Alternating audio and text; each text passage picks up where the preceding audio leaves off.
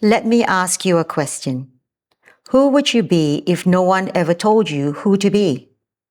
No expectations, no pressure. No need to be liked, accepted, or approved of. Just you. Not the version of you that learned to adapt, but the version of you that was never shaped by fear. Have you ever thought, would you speak differently, choose differently, live differently? And would you finally feel free to be you? Hi, I'm Sandra Rives. I'm a transformational authenticity coach and counselor, and I help people reconnect with who they truly are, beyond conditioning, people-pleasing, and the patterns that have shaped their identity. Because you see, most people aren't living as themselves. They're living as who they were taught to be, and they don't even realize it. So let's strip this back. Conditioning isn't always obvious. It doesn't always look like control or restriction.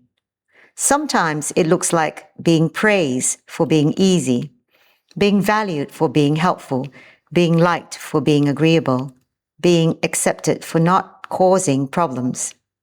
So you learn something very subtle. Who I am is less important than how I'm received. And from there, you start shaping yourself around others, not consciously, but automatically. Over time, two versions of you begin to form. The one who keeps the peace, reads the room, avoids conflict, seeks approval. And then there's the one who feels deeply, has opinions, has needs, wants to express. But here's the reality. The adapted self gets reinforced. The authentic self gets suppressed. And eventually, you stop knowing the difference. Here's something most people don't realize. Living from conditioning creates internal conflict. Because your body knows when something isn't aligned. So even if everything looks fine on the outside, inside you may feel disconnected, resentful, tired, unclear, or like something is missing. And you can't quite explain why.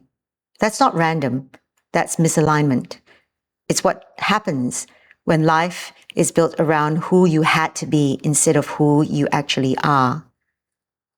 Now, here's where it gets real. Letting go of conditioning isn't just a mindset shift. It's a nervous system shift. Because your system has learned, if I behave this way, I stay safe, connected, accepted.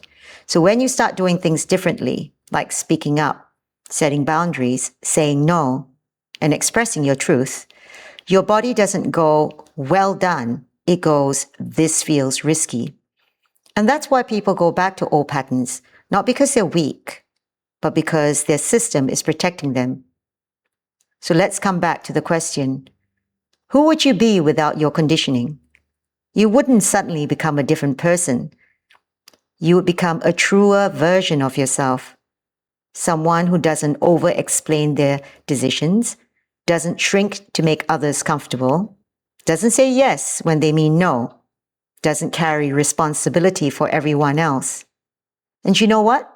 You would still be kind, still be thoughtful, but not at the cost of yourself. So how do you begin? Not by trying to fix yourself, but by asking yourself this one question. Am I being myself or managing how I'm perceived? That one question creates awareness. Discomfort isn't always a sign something is wrong. Sometimes it's a sign you're doing something new. Instead of pulling back, get curious. Is this fear or is this growth? Start listening to what feels heavy, what feels forced, what feels aligned, and what feels true. Because your body already knows. It's just been overridden for a long time. This is the hardest part, but also the most freeing. You don't need everyone to understand you to be yourself. You were not born disconnected from yourself. You learn to disconnect, to adapt, to belong, to stay safe. But that doesn't mean you're lost. It means you're ready to come back. And that process isn't about becoming someone new.